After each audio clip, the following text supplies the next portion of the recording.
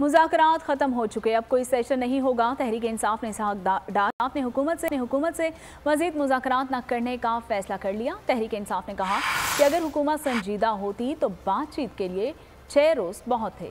इमरान खान ने मुज़ाकरात के बाद इजलास भी बुला लिया, जिसमें आइंदा की हिकमत अमली तय की जाएगी। PTI ज़राए के मुताबिक अगर हुकूमत दोबारा मुज़ाकरात करना चाहे तो नई शराइत बता दी जाएंगी। सारी सूरत हाल सुप्रीम कोर्ट के सामने रखी जाएगी।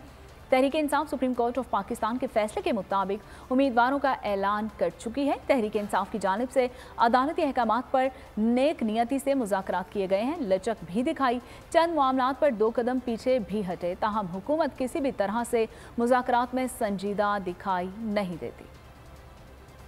हवाए नफ्स की है हुक्मरानी, लुटेरा कर रहा है पासबानी। बोल न्यूज के मार्केटिंग हेड आकाश राम ताहा लापता, तफ्तीशी इदारे जवाब देने से कासिर। अहले खाना परेशान, बेटे की जुदाई में माँ गम से निढाल। जो बच्चो हिंदू पर आए थे जो को पाकिस्तानी, मुझे मेहरबानी करे पंहिंजो आकाश वापस कयो।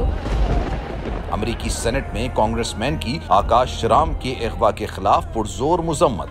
And I, of course, have been concerned about some of the terrible disappearances, some of the abuses of human rights in Pakistan.